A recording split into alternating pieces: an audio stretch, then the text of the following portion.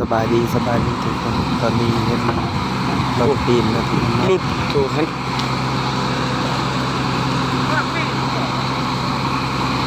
หมดเลยเนาะโบกล้าเข้าทุกคน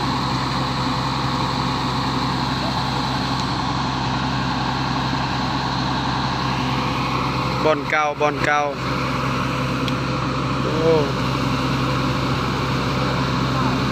ตลาดดีเนาะหมดเลย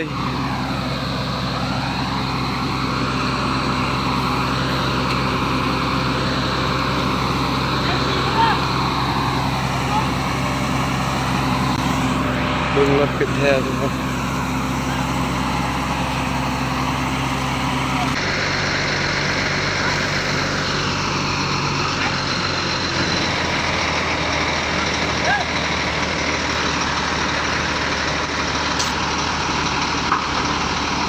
โอ้เป็นตะยานทุกคน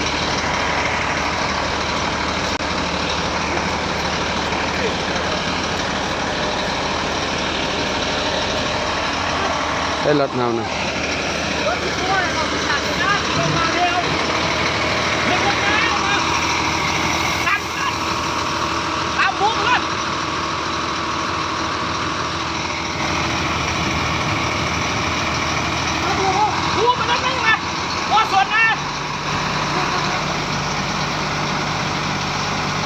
คดีตื้อไปแล้วก็บอก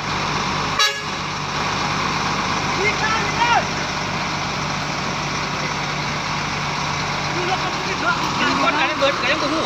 ก็ต้องบอกนะดูดูนะ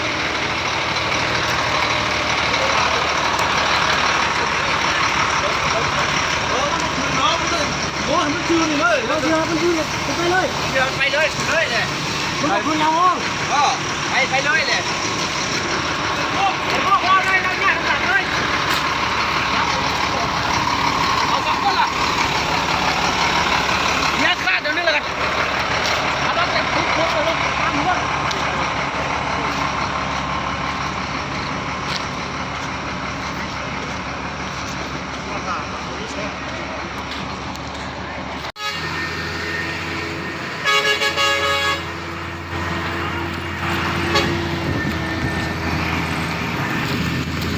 ใจเล่นนี่เอาเก็บไปบ้าน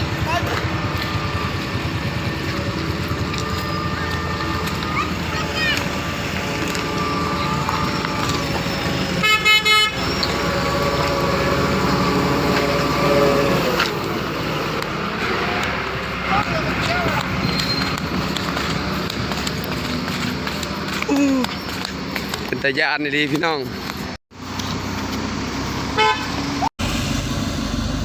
ไป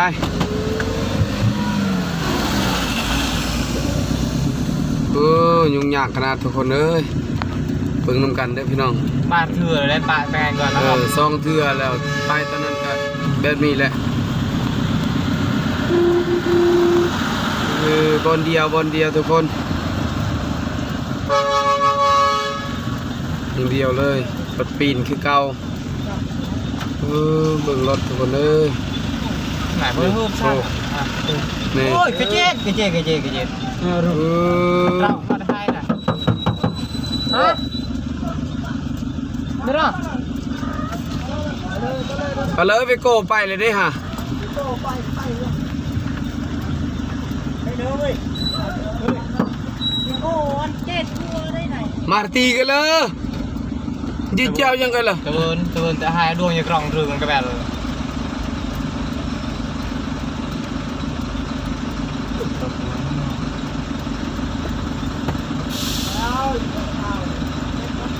โอ้กระตาวทุกคน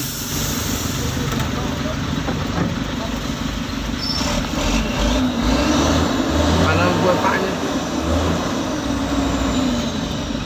ไปเลยไม่ยากเปล่าเว้ย ไปสร้างปัญหาเลยที่ได้ซะมันบ่ได้ไปเลยนี่ รถป้าแล้วกันมาบ้าน เดี๋ยวเอามาป้าเว้ย โอ้ทุกคนเลย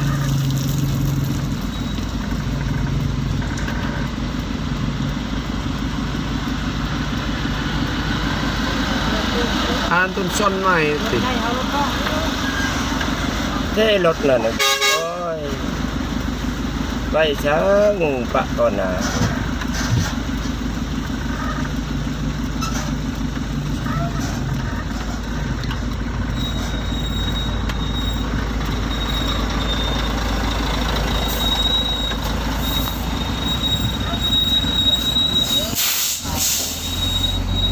ยังตั้งช่วยเรื่องตั้งไม้ไว้นี่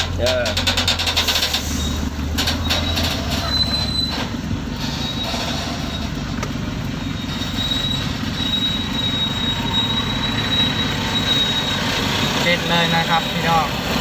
คือพวกกล้วยเฮานี่เองนะจุดกระต้าวนี่ครับโอ้ยรถติดไว้เอารถในปะเลยโอ้รถติ เบิ่ ด งนะครับพี่น้องเบิ่ง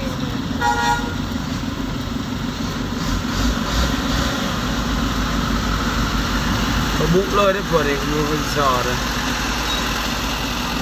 เย็ดเลย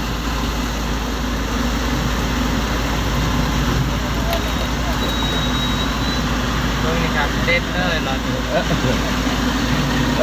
มองคือเนื้อในเนี่ยนี่ก็จะจบนึงแล้วครับโอ้จะแก้นี่ได้เยอะ บ้าน ธรรมดาทุกคน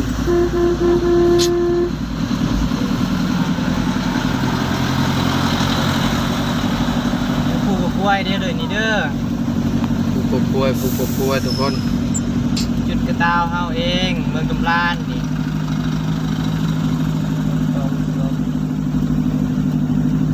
ขั้นสุดท้ายนี่เนาะ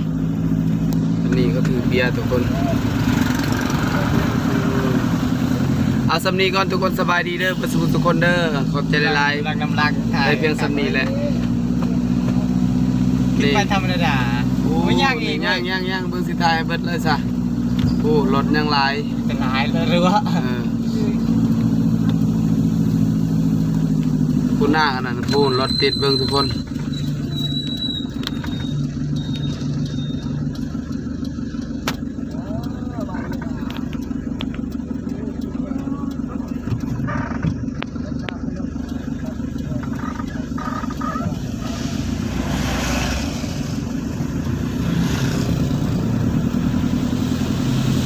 สร้างเหตุตลอดนะทุกคนเนาะ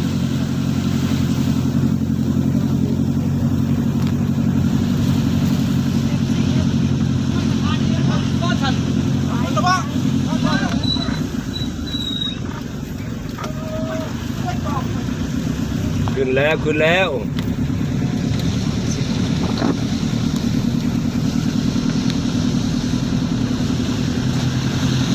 โอ้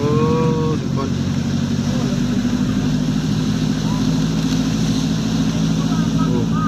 5 นาทีแล้วเฉพาะตอนนี้เกินระดับ18 กว่านาทีทุกคนเนาะ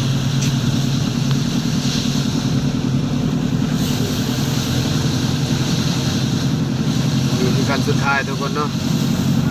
เอาคลิปเฮาสิจบเพียงสำนี้ทุกคนเนาะสบายดีเบิดทุกคนเด้อขอบใจหลายๆผู้ที่เบิ่งคลิปที่ต้นจนจบเนาะอย่าลืมกดไลค์กดเลิฟมาเด้อเป็นกำลังใจทีมงานของพวกเฮากันแล้วกันเนาะสบายดี